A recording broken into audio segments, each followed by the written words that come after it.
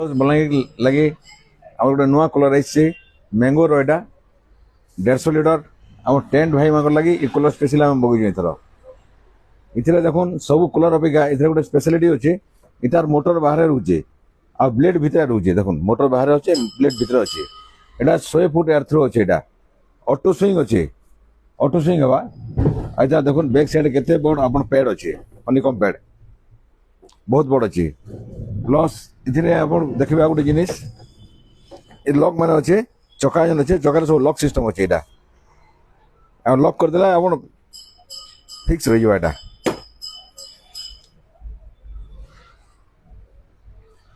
এটা গোটে প্রডক্ট হল আমার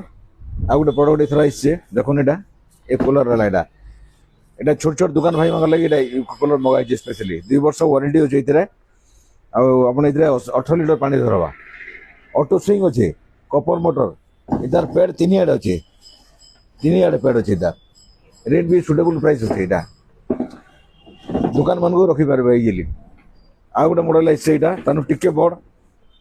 এটা হচ্ছে 25 লিটার সমান ফিচার এটার সঙ্গে সমান ফিচার্স আছে 25 লিটার এটা টাকি আছে টাকি বড় আছে এটা भी দোকান রখি পারবে ঠিক আছে বড় দোকান আছে এখানে আমরা স্পেশাল অফার দিছু এই কুলার যে কিনবা তার সঙ্গে এই কুলার আমরা ফ্রি দউছু এটা এই কুলার যে परचेज করবা এই কুলার ওটা ফ্রি আছে আমার ভিডিও মানে আপন মানে তো দেখু দিবে